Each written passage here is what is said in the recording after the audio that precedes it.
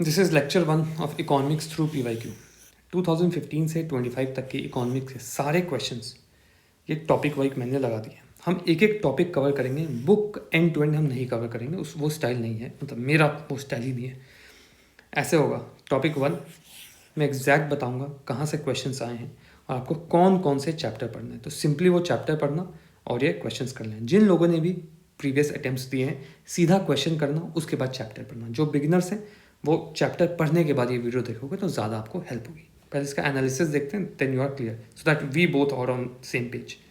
क्या है देखो कहानी, टोटल 210 के आसपास क्वेश्चंस आए हैं। 3 सेक्शन से आए हैं, Indian economy, macro and your micro. Micro से 2 क्वेश्चन, इंडियन इकोनॉमी से 64 एंड मैक्रो से 146। ठीक है, मैक्रो में 9 टॉपिक्स हैं जहाँ से क्वेश्चन आ रहे हैं, तो 66% इकोनॉमी मैक्रो से आ रही है। ये बात बहुत ध्यान देना। इंडियन इकोनॉमी में देखोगे एग्रीकल्चर से मोस्ट ऑफ द क्वेश्चन आए हैं, 24 क्वेश्चन आउट ऑफ 64, 24 यहीं से आ गए हैं, तो अराउंड 40% यहाँ से आ रहा है। ये हम करेंगे अपने इन्वायरमेंट के साथ, तो यहाँ नहीं, ये सब हम अभी कर लेंगे। ठीक है, माइक्रो से 2 क्वेश्चन। सेकेंडली,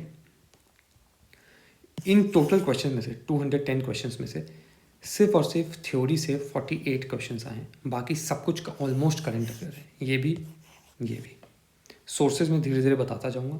तो फोकस हमको करना है, जो भी किताबें मैं बता रहा हूँ, जो भी चैप्टर बता रहा हूँ, वो चैप्टर पढ़ना और फिर क्वेश्चन करना, ये ज़्यादा बेहतर होगा। बहुत पीछे मत जाना। ये हार्डली 4 to 5 वीक्स में ख़त्म होना चाहिए इको, इससे ज़्यादा समय नहीं है आपके पास। इसके बाद आपको इको के करंट अफेयर भी करने हैं, तब जाके इको ख़त्म होगा। फिर बजट इकोनॉमिक सर्वे भी करना है, तो बहुत सारी चीज़ें हैं। सिर्फ किताबों में लग जाओगे तो बहुत मुश्किल होगा। ठीक है, चलिए क्वेश्चन करते हैं, then accordingly you will understand मैं क्या कह रहा हूँ। क्या पूछा गया है देखो, a decrease in tax to GDP ratio. तो पहला टर्म है टैक्स टू जीडीपी रेशियो, इसको हमको देखना है। ठीक है, इसके बाद क्या बोला गया है, a decrease in tax to GDP ratio of a country indicates which of the following. ठीक बात है, चलो पहले टैक्स टू जीडीपी रेशियो समझते हैं। बहुत धीरे लगे अगर वीडियो तो 1.5x कर लेना, नहीं तो हर एक टर्म्स को समझना बहुत आवश्यक है, तभी ये वोकैबुलरी बिल्ड होगी आपकी इकोनॉमिक्स की। तो टैक्स टू जीडीपी बोल रहा है, तो यहाँ मैं लिखूंगा टैक्स, मैं यहाँ लिखूंगा जीडीपी, ये मैं रेशियो बोल रहा हूँ। मैं ये बोल रहा हूँ डिक्रीज़ हो रहा है, तो टैक्स डिक्रीज़ हो गया। अब टैक्स से क्या इंटरप्रिटेशन है अपना, तो टैक्स से अपना इंटरप्रिटेशन है कि direct tax and indirect tax ये दोनों डिक्रीज़ हो गए। इनडायरेक्ट टैक्स अगर डिक्रीज़ हुआ है, इसका ये मतलब है कि जो आइटम है वो बिक नहीं रहा है, sale is less and hence indirect tax is less. Secondly, direct tax is less because very few people are coming into tax bracket. Hence हम ये बोल सकते हैं कि इकोनॉमी में पैसा नहीं है, लोगों के पास पैसा नहीं है, तो इसलिए टैक्स डाउन है। टैक्स डाउन होगा, इट इंटेल्स की जीडीपी भी डाउन होगा। ठीक बात है, इतनी कहानी। ये करंट अफेयर का क्वेश्चन है, इसलिए सी लिखा हुआ है।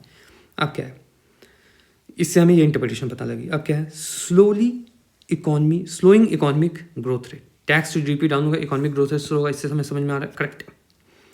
Less equitable distribution of national income. अब ये इससे समझ में आता है कि देखो जी, ये बोल रहा है कि इनकम इनइक्वालिटी इंक्रीज हो जाएगी इफ़ टैक्स टू जीडीपी जो है वो डिक्रीज होगा। तो हमें टैक्स कम हो रहा है इसलिए इनकम, ऐसा नहीं है, अभी भी इनकम इनइक्वालिटी काफ़ी ज़्यादा है इंडिया में। 1% of the population of India holds 40% of the world, despite the fact that our tax to GDP ratio is above, is going up.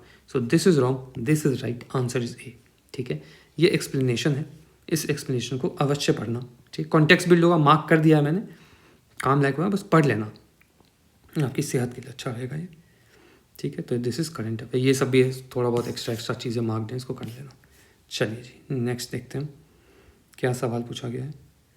कोई परेशानी हो टेलीग्राम पे मैसेज करके बैच वाले बच्चे पूछ लेना आराम से।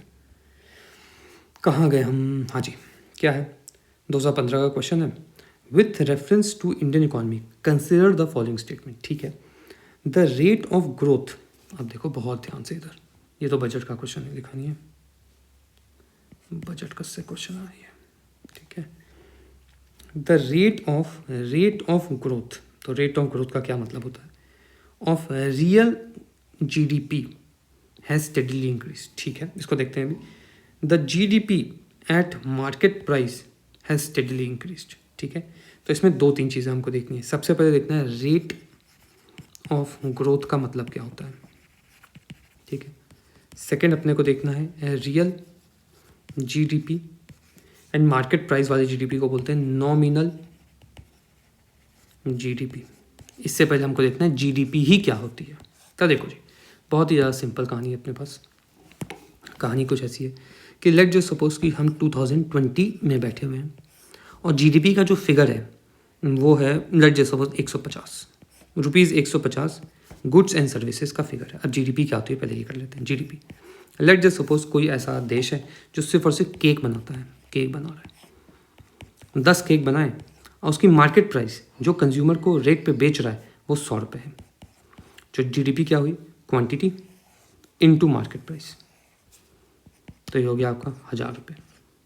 सेकेंडली हम ये मेजरमेंट कितने समय में करेंगे, तो 1 ईयर के अंतराल में हम ये करेंगे। तो GDP is what, it is production of goods and services at market price या value of goods and services at market price in a year. ये होता है जीडीपी, वैल्यू मार्केट प्राइस पे गुड्स एंड सर्विसेज का एक साल में, ये जीडीपी है। ठीक है, तो मैं बोल रहा हूँ कि जीडीपी ऑफ इंडिया 2020 में 150 रुपये था। ठीक है, हम यहाँ समझ रहे हैं ग्रोथ रेट का क्या मतलब है। 2021 आया और हमारा जो जीडीपी है वो 165 हो गया। फिर 2022 आया, हमारा जो जीडीपी है वो हो गया 173.5। ठीक है, तो यहाँ देखोगे 15 रुपीज़ इंक्रीज़ हुआ है। अब क्या है, यहाँ देखोगे तो आप 8.5 रुपीज़ आप क्या है, ऐसे ही हुआ जीडीपी। अब अगर ध्यान दोगे तो परसेंटेज में कितना गया है, 10%, परसेंटेज में कितना गया है, 5%। तो ये परसेंटेज डिक्रीमेंट हो रहा है, ये बात चली। इंक्रीज़ तो हो रहा है जीडीपी, 150 से 165 गया, 173 गया, मगर ये percentage, the rate of increase this is decreasing. पहले 10% गया, 5, अब 3 जाएगा, 2 जाएगा, ऐसे होगा। अब आ जाओ यहाँ पे क्या लिख दिया है, द रेट ऑफ ग्रोथ। मैं डिक्रीमेंट दिखा दिया, ऐसे आप इंक्रीज दिखा सकते हो 10% पिछले साल से, अब 20%, 30% ऑफ रियल जीडीपी। अब रियल जीडीपी क्या होता है, तो देखो जी, हमने देखा अभी 150 था GDP. Let just suppose 10 cakes हैं और हम बात कर रहे हैं 2020 की। 10 केक्स बन रहा है, केक का रेट है 10। ठीक है, तो 1000 आ गया, 150 छोड़ो 1000 मान लो, 2020 इसको कर दो, ये आपका जीडीपी हो गया। अब है 2021 आया, केक अभी भी 10 आ रहा है। ठीक है, मगर उसका रेट 150 हो गया है, तो जीडीपी 1500 हो जाएगा, होगा ना। थर्ड 2022 आ गया, रेट अभी भी, केक अभी भी 10 है, प्राइस 200 हो गया, तो 2000 हो गया जीडीपी, ऐसा हो रहा है। अब अगर ध्यान दोगे तो क्वांटिटी सेम ही है, बस प्राइस इंक्रीज़ हो रहा है। तो प्राइस इंक्रीज़ की वजह से हमारा जीडीपी ज़्यादा लग रहा है, but in actual practice production increase ही नहीं हुआ है, सिर्फ प्राइस ही इंक्रीज़ हुआ है। तो ये तो अच्छी बात नहीं है। तो इसके लिए हम बोलते हैं कि एक ईयर को हम लेते हैं बेस ईयर। जैसे इंडिया में अभी बेस ईयर है 2012, तो 2012 में कुछ कॉमोडिटीज़ के प्राइस को हमने बोला कि लेट सपोज दाल 2012 के हिसाब से 20 रुपये है, मूंगफली 10 रुपये है। तो अब अगर उस समय 10 पैकेट दाल बिक रही थी, 10 पैकेट मूंगफली बिक रही थी, तो इंटू 20 200, इंटू 10 300, तो 300 जीडीपी था। मगर अभी 15 पैकेट बिक रही है और ये भी 15 पैकेट बिक रहा है, अभी का रेट कुछ और होगा। तो हमें ये जो है, ये वाली जो कहानी है, ये है आपका नॉमिनल जीडीपी। ये भी नॉमिनल, ये भी नॉमिनल। मगर मैं रियल जीडीपी अगर निकालना होगा तो एक बेस ईयर का प्राइस लेंगे हम, ये वाला प्राइस, और करंट ईयर का हम नंबर लेंगे, इन दोनों को हम मल्टीप्लाई कर देंगे, हमें मिल जाएगा हमारा रियल जीडीपी। ठीक है, तब इसको मैं बोलूँ रियल नॉमिनल। क्यों निकालना है मुझे, क्योंकि मैं चाहता हूँ कि क्वांटिटी कितनी इंक्रीज़ हुई है, सच में ग्रोथ हो रहा है कि नहीं, कि सिर्फ और सिर्फ प्राइस इंक्रीज़ की वजह से जीडीपी ज़्यादा दिख रहा है, ग्रोथ हो भी रहा है कि नहीं, इसको। और नॉमिनल जीडीपी हमें क्वांटिटी प्लस प्राइस दोनों का बताएगा, रियल जीडीपी हमें क्वांटिटी का बताएगा, क्वांटिटी कितना इंक्रीज़ हुआ है one comparing to a base year that is 2012। ठीक बात है, रियल एंड नॉमिनल का मतलब समझ गए। अब देखो, इसी रियल जीडीपी को बोलते हैं जीडीपी एट कांस्टेंट प्राइस, और इस नॉमिनल जीडीपी को बोलते हैं जीडीपी एट करंट प्राइस। ठीक बात है, चलिए यहाँ हो गया। अभी पेशेंस रखो, आराम से सब समझ में आएगा। ये हो गया कांस्टेंट प्राइस, रियल प्राइस, सब कुछ हो गया। चलो जी, अब आगे बढ़ते हैं। क्या है? The rate of growth of real GDP has steadily increase in the last year. इसका मतलब हो रहा है कि रियल जीडीपी हर साल इंक्रीज हो रहा है। इसका मतलब क्वांटिटी ऑफ प्रोडक्शन हर साल इंक्रीज हो रहा है इंडिया में। फटाफट देखो, when ever you see these type of question ना, जिसमें स्टेडीली ट्रेंड्स हों, तो ये ट्रेंड्स यूजुअली गलत होते हैं। जब भी आप इकोनॉमिक सर्वे और बजट पढ़ते हो और उसमें कोई ट्रेंड्स आपको दिख जाए कि 5 साल से स्टेडीली इंक्रीज, स्टेडीली डिक्रीज, 10 साल से, तो उसको रट लेना कि एग्जाम में ये एलिमिनेशन है, इसको मैं गलत मार दूंगा। ठीक है, यहाँ देखो क्या लिखा हुआ है। हमको देखना है रियल जीडीपी। ये इन्फ्लेशन एडजस्टेड भी बोलते हैं, क्योंकि प्राइस बढ़ने की वजह से जीडीपी इंक्रीज दिख रहा था हमें।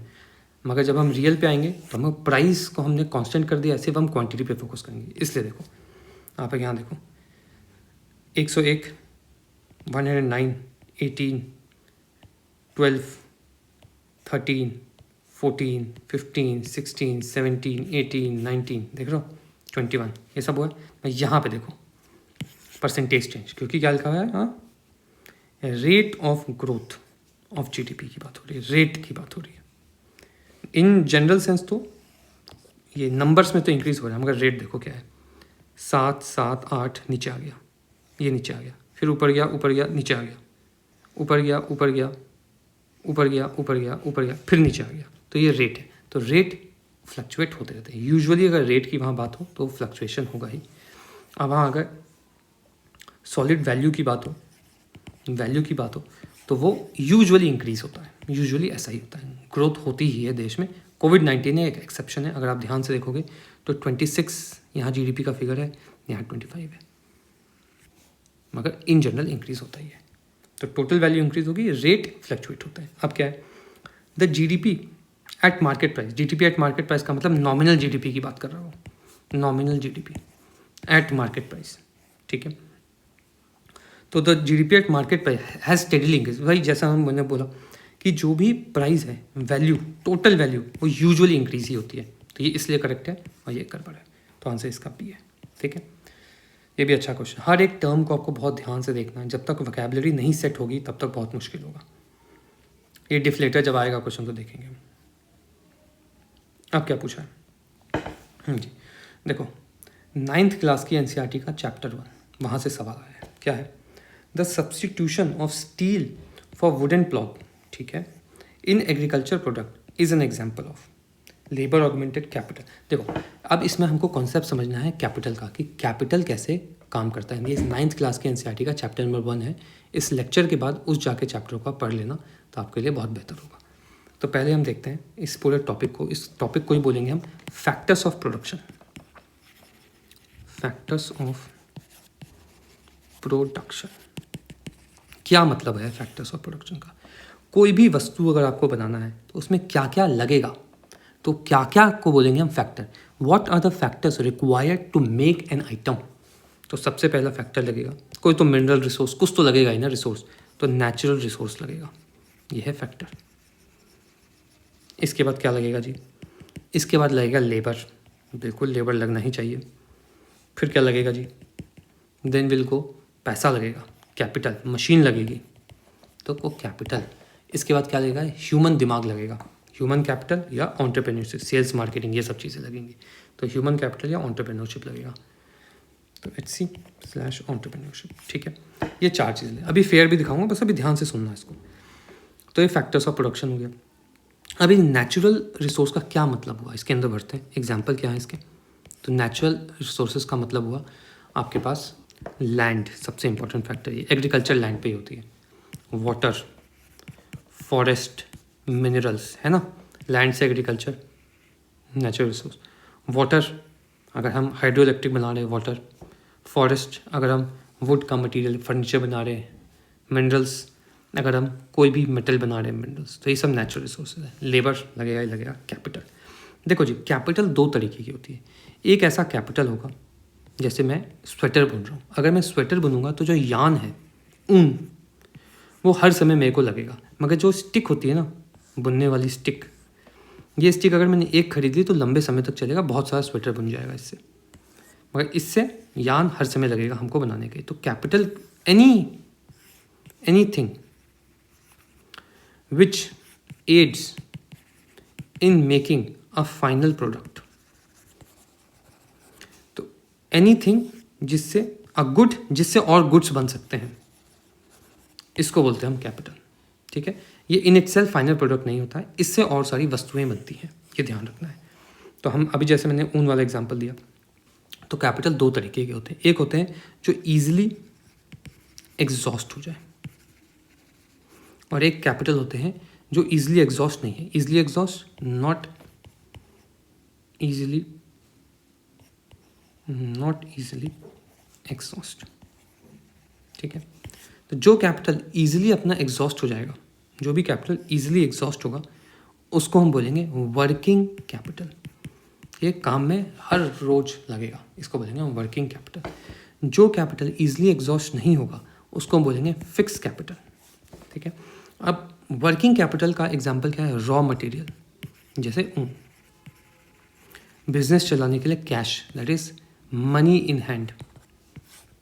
फिक्स कैपिटल को क्या बोलेंगे?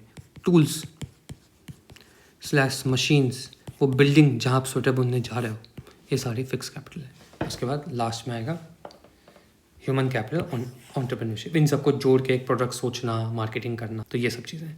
अब आ जाओ जरा यहाँ पे, देखो ध्यान से। Factors of production, natural resources है ना, लेबर, कैपिटल, ह्यूमन कैपिटल और एंटरप्रेन्योरशिप। इसका example water, forest, minerals, land. Labour तो लेबर है, कैपिटल में fix capital does not exhaust easily, working capital exhaust easily. Example. अब एक और चीज़ है फैक्टर्स ऑफ इनकम। एक और चीज़ होती है जैसे factors of production product income, जो भी फैक्टर्स ऑफ प्रोडक्शन है उससे क्या क्या इनकम आ रही है उसको बोलेंगे फैक्टर्स ऑफ इनकम। जैसे लैंड से हमको रेंट मिलेगा ना, किसी को आपने दिहाड़ी पे दे दिया कि आप उगाओ, हमें रेंट दो। लेबर अगर आप करोगे तो आपको वेज मिलेगा। कैपिटल, जो भी आपका कैपिटल है उससे आप इंटरेस्ट कमाओगे। ठीक है, और जो भी एंटरप्रेन्योरशिप है वो उसको प्रॉफिट देगा। जितने 90 रुपये में आपने फैक्ट्री में सामान बनाया और उसको 120 रुपये में बेच दिया, टैक्स एंड सब्सिडी हटा के, तो आपको जो भी प्रॉफिट, जैसे 90 प्लस टैक्स लगा 10 रुपये, तो 20 रुपीज़ का प्रॉफिट। ये एंटरप्रेन्योरशिप की फ़ायदे। तो फैक्टर्स ऑफ इनकम जब भी आए वहाँ पे, तो ये ध्यान रखना कि ये सब चीज़ें चल रही है। एग्जैक्टली याद नहीं रखना है, बस ये मतलब पता होना चाहिए इन शब्दों का। अभी बस वोकैबुलरी डेवलप हो रही है ताकि रीडिंग आसान हो जाए। ठीक है जी, तो ये हो गई कहानी इतनी। फैक्टर्स ऑफ प्रोडक्शन हो गया, फैक्टर्स ऑफ इनकम हो गया। अब आते हैं हम यहाँ पे। अब देखिए ध्यान से, सब्स्टिट्यूशन ऑफ स्टील, कैपिटल है स्टील, है ना। वुडन प्लॉग, कैपिटल है भी। इन एन एग्रीकल्चर फील्ड, तो किस तरह का कैपिटल है? ये फिक्स है या वर्किंग है? बहुत ध्यान से सोचना। एग्जॉस्टिबल है या इजिली एग्जॉस्टिबल है या डिफिकल्ट टू एग्जॉस्ट है? ये डिफिकल्ट टू एग्जॉस्ट है, तो ये फिक्स कैपिटल है। ठीक है, अब क्या है, अगर ये रिप्लेस कर दिया, वुड को स्टील ने रिप्लेस कर दिया, तो क्या होगा? लेबर ऑगमेंटेशन का मतलब होता है प्रोडक्टिविटी बढ़ना या प्रोडक्शन बढ़ना, एफिशिएंसी बढ़ना या ईल्ड बढ़ना, ये होता है मतलब ऑगमेंटेशन का। तो लेबर ऑगमेंटिंग टेक्नोलॉजी, लेबर के बात तो हो ही नहीं रही, लेबर ऑगमेंटिंग टेक्नोलॉजी होगा कि लेबर की एफिशिएंसी बढ़ जाए, तो ये तो लेबर की एफिशिएंसी नहीं बढ़ाएगा। कैपिटल बढ़ा देगा, मतलब वो डायरेक्ट नहीं है, लेबर इसको यूज़ करेगा तब प्रोडक्टिविटी बढ़ेगी। कैपिटल ऑगमेंटिंग टेक्नोलॉजी, देखो जी, कैपिटल चेंज किया आपने, इससे प्रोडक्शन प्लस प्रोडक्टिविटी दोनों इंक्रीज हो गई, ये है सही आंसर। रिड्यूसिंग नहीं जी, नन नहीं है, बी आंसर है। ये सब रीड करना, ठीक है, तब जाके समझ में आएगा, नहीं तो मुश्किल होगा। चलिए नेक्स्ट क्वेश्चन क्या पूछ दिया है, इंक्रीज इन एब्सोल्यूट। हम देखो एब्सोल्यूट पर कैपिटा का क्या मतलब? रियल जीएनपी, अभी मैंने रियल नॉमिनल आपको पढ़ाया। रियल इज बेस ईयर से हम रेट लेंगे एंड करेंट ईयर का हम क्वांटिटी लेंगे। Do not cannot higher level of economic development. तो इसमें बहुत सारी चीज़ें हैं। सबसे पहले एब्सोल्यूट टर्म्स में जो हमने अभी देखा कि जीडीपी इंक्रीज हो रही थी एब्सोल्यूट टर्म्स से, करंट प्रोडक्शन नंबर ले रहे थे इनटू करंट प्राइस ले रहे थे, या था absolute. Per capita that just suppose GDP 150 है, 10 बंदे हैं कंट्री में तो per capita GDP would be 50। ठीक है। रियल का मतलब हुआ हमने बेस ईयर से काम शुरू किया है, तो बेस ईयर का नंबर लिया और यहाँ का हमने क्वांटिटी ली। जीएनपी क्या होता है? जीएनपी बहुत सिंपल है। अभी हमने जीडीपी देखा है, अब हम जीएनपी वर्ड समझो। ठीक है, अभी फॉर्मूला नहीं, फॉर्मूला भी आएगा। GDP gross domestic product. तो देश के अंदर विद इन इंडिया इसके अंदर कुछ भी प्रोड्यूस होगा इसको बोलेंगे हम GDP. GNP gross nationals product. तो Indian national whether within India और आउटसाइड इंडिया प्रोड्यूस करेंगे तो उनको बोलेंगे जीएनपी। अब इसमें एक और कैविएट है, क्या अगर फॉरेनर्स इंडिया में कुछ प्रोड्यूस करते हैं तो जीडीपी में आएगा? तो हाँ जी आएगा। क्यों? क्योंकि जीडीपी का काम ही है कि इंडियन टेरिटरी में कोई भी प्रोड्यूस करे, इंडियन प्रोड्यूस करे या फॉरेनर, वो जीडीपी के अंदर है। जीएनपी में क्या है कि इंडियंस इंडिया में भी प्रोड्यूस कर सकते हैं, इंडियंस अब्रॉड में भी प्रोड्यूस कर सकते हैं, वो जीएनपी होता है। सिंपल कहानी है। ठीक है, पॉज करना, इसको लिखना, नाम से तुम डिसाइफर करने चाहिए, तब जाके बात बनेगी। अब क्या है जी? हाँ जी, तो ये हो गया जी। तो रियल की बात कर रही है, मतलब बेस ईयर की बात हो रही होगी। डू नॉट, ये सब इंक्रीज हो रहा है, ये सब जीएनपी इंक्रीज हो रही है, इसका ये मतलब है ग्रॉस नेशनल प्राइस। सारे इंडियंस मिलके जो भी प्रोडक्ट बना रहे हैं उसकी मार्केट प्राइस में वैल्यू, मतलब मार्केट वैल्यू इंक्रीज हो रही है। Do not can not higher level of, मगर इकोनॉमिक डेवलपमेंट, जीएनपी ऊपर जा रहा है बट इकोनॉमिक डेवलपमेंट ऊपर नहीं जा रही। तब ये टॉपिक है economic development versus economic growth. बहुत सिंपल कहानी है। इकोनॉमिक डेवलपमेंट होलिस्टिक डेवलपमेंट की बात करता है, जैसे सिर्फ और सिर्फ क्वांटिटी नहीं कि 10 रुपये कमा लिया, अगर उस 10 रुपये कमाने से आपका जीवन बेहतर हो, स्टैंडर्ड ऑफ लिविंग बेहतर हो जाए, उसके बारे में करें। एयर प्रदूषण रहित रहे, रोड्स एक्सीडेंट रहित रहे, तब आपका इकोनॉमिक डेवलपमेंट होगा। तो इंडिया इकोनॉमिक ग्रोथ तो अच्छा कर रहा है, जीडीपी के टर्म्स में नंबर बहुत अच्छे जा रहे हैं, मगर ये ईज़ ऑफ लिविंग नहीं हो रहा है, स्टैंडर्ड ऑफ लिविंग अच्छा नहीं हो रहा है। लॉ एंड ऑर्डर की दिक्कत है हमारे यहाँ, रोड्स की दिक्कत है हमारे यहाँ, हवा की दिक्कत है हमारे यहाँ, पानी की दिक्कत है हमारे यहाँ। तो इसलिए इकोनॉमिक डेवलपमेंट अभी हम काफ़ी पीछे चल रहे हैं। ठीक है, इसको नोट्स में देखते हैं जरा, देखो आराम से, इसको पूरा पढ़ लेना आराम से। मैं थोड़ा सा बताता हूँ। डेफिनेशन इकोनॉमिक ग्रोथ की, increase in production of goods, ठीक है, and services measured by GDP measure करेगा। Quantitative concept, improvement in quality of life, living standard and overall wellbeing, quality of life, that is qualitative concept. ये जितना भी है सबको read करना आराम से, बस बेसिक एक लाइन में डेफिनेशन पता होनी चाहिए, कॉन्सेप्ट इतने क्लियर होने चाहिए, तब जाके होगा वहाँ पे। आप देखो इसको, अब तो आसान हो जाएगा कि इकोनॉमिक ग्रोथ हो रही है, इसका यही मतलब है, ये पूरी लाइन का मतलब है कि इकोनॉमिक ग्रोथ हो रही है जी, मगर इकोनॉमिक डेवलपमेंट नहीं हो रहा है। तो हमको देखना है कि क्वालिटी ऑफ लाइफ नहीं होगी। Industrial output fails to keep, दोनों ही आपका जीडीपी क्वांटिटेटिव है ये, तो ये तो नहीं है। एग्रीकल्चर आउटपुट फेल्स नहीं। हाँ देखो, poverty and unemployment despite the fact कि इकोनॉमिक ग्रोथ है मगर क्वालिटी ऑफ लाइफ डिक्रीज हो रही है, तो आंसर सी है। तो इस तरीके से कॉन्सेप्चुअली सोचना होगा, तब न्यूज़पेपर पढ़ोगे तभी ये सब समझ में आएगा, ये तो मुश्किल होगा। चलिए जी, नेक्स्ट सवाल क्या है पूछा हुआ। Despite being a high saving economy, काफ़ी सारा सेविंग हो रहा है इंडिया में, capital formation may not result into significant increase in output. देखो कैपिटल, मशीनें ज़्यादा होंगी तो मशीन ज़्यादा होगी तो प्रोडक्शन ज़्यादा होना चाहिए, प्रोडक्शन ऊपर होना चाहिए, ऐसे ही होना चाहिए ना। ऐसा नहीं हो रहा है, तो ऐसा क्यों नहीं हो रहा, सवाल ये है। वीक एडमिनिस्ट्रेटिव मशीनरी, हाँ जी, एडमिनिस्ट्रेटिव मशीनरी वीक है तो पेपर वर्क में बहुत समय लगता है, बहुत सारा टैक्स फाइल करना पड़ता है, तो स्लो हो जाता है प्रोसेस, तो मार्केट में प्रोडक्ट निकालना स्लो होता है, which is to some extent true. Electricity है तो मशीनें पड़ी हुई है मगर मशीन यूज़ करना ही नहीं आ रहा, ये भी सही बात है। हाई पॉपुलेशन डेंसिटी, बहुत ज़्यादा पॉपुलेशन डेंसिटी है, ये डायरेक्ट मुझे मशीनों से लग नहीं रहा है, तो इसको तो मैं काट दूंगा।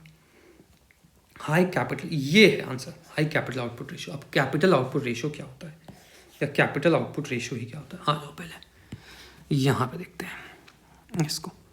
तो कैपिटल आउटपुट रेशियो, कुछ नहीं समझ में आए तो सीधा वीडियो देखने का है 1-2 मिनट की, उससे भी नहीं समझ में आया तो मैसेज कर देने का है, मैं तुमको कुछ शॉर्ट भेज दूंगा तो उसमें समझ में आएगा। कैपिटल आउटपुट क्या होता है? लेट जस्ट सपोज कि 100 रुपया लगाया और आपने 10 क्वांटिटी प्रोड्यूस कर दी, तो सब एक क्वांटिटी 10 रुपये में हुआ।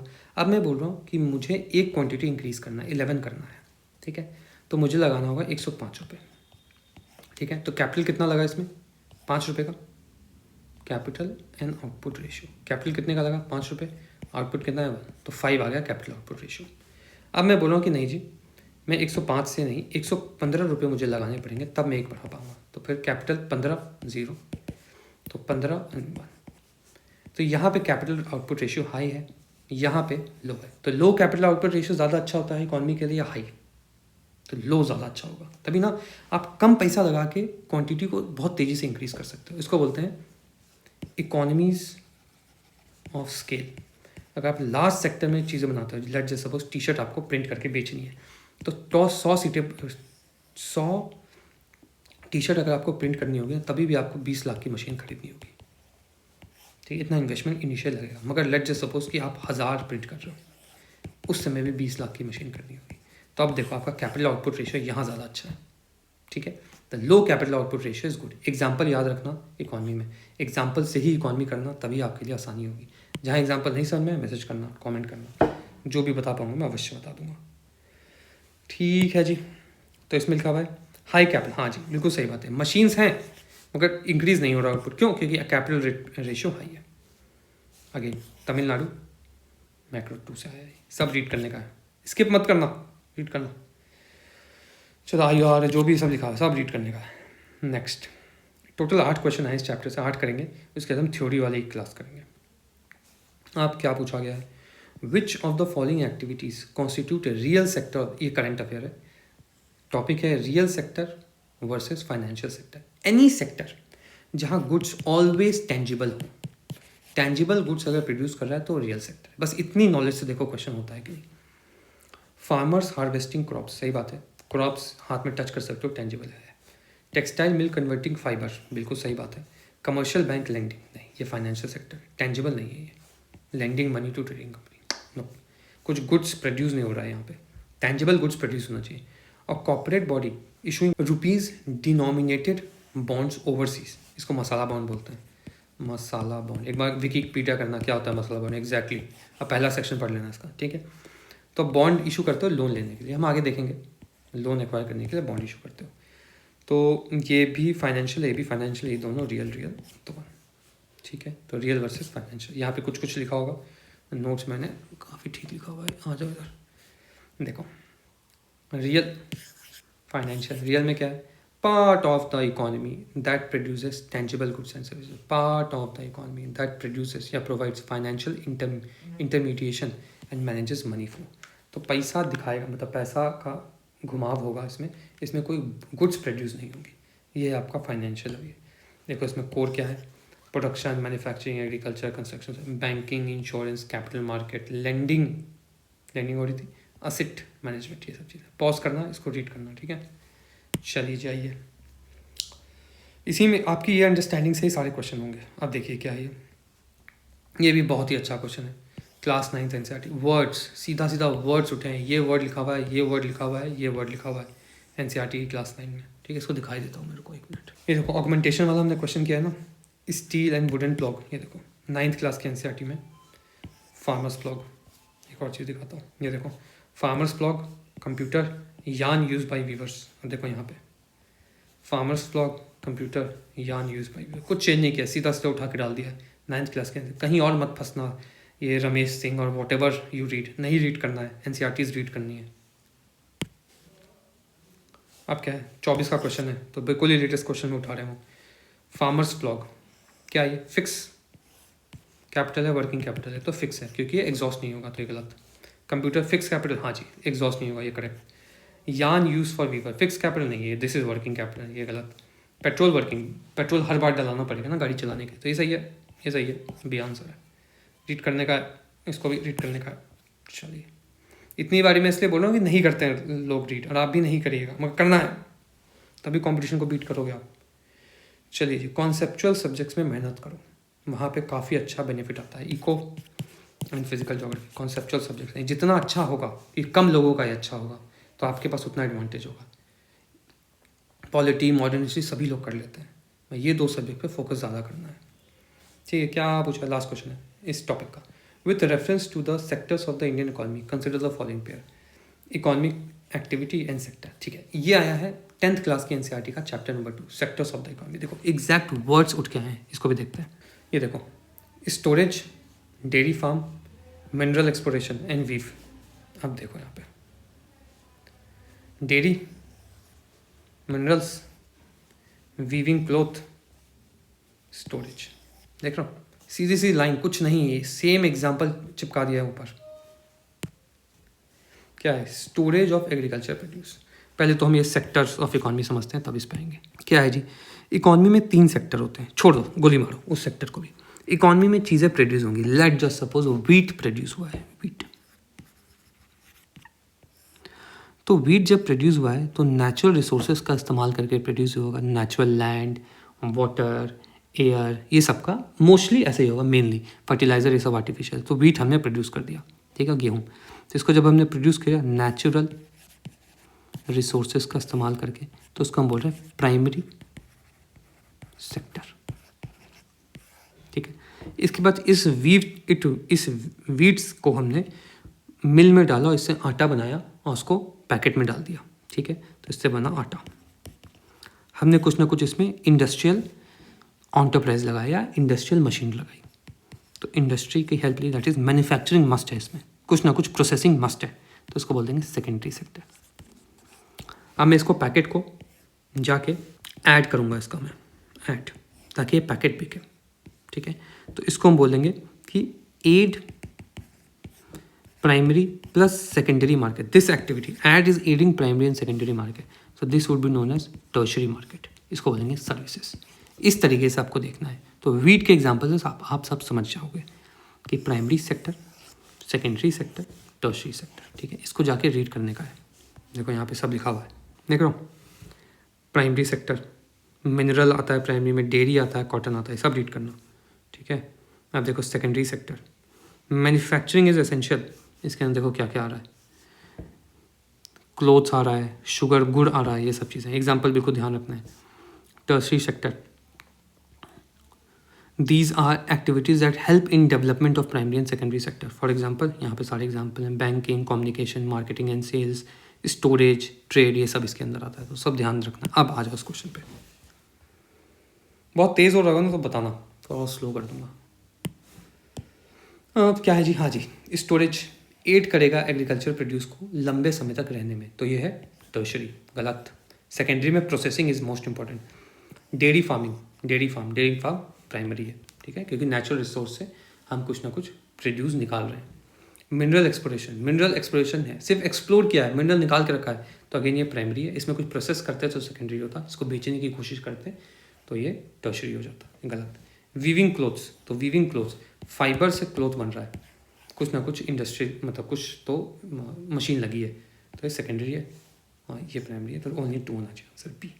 ठीक है, चलिए जी, इस क्वेश्चंस को ढंग से करना। ये सारे चैप्टर्स रीड कर लेना जो भी यहाँ पे लिखे हुए हैं। ये चैप्टर, ये तीनों चैप्टर को रीड करना। ये तीन को रीड करना, और इसके बाद फिर हम थोड़ा थ्योरी करेंगे जो भी बच गए इन चैप्टर्स में, जिसके क्वेश्चन आ सकते हैं। जीडीपी, जेएनपी, फॉर्मूला, ये सब चीज़ें करेंगे। ठीक है, और किसी को भी अगर बैच ज्वाइन करना हो तो ज्वाइन कर सकते हो, अभी शुरू हुआ इकॉनमी। सो अगर ज्वाइन करना होगा तो आप मुझे मैसेज कर सकते हो टेलीग्राम पे। Okay, bye bye.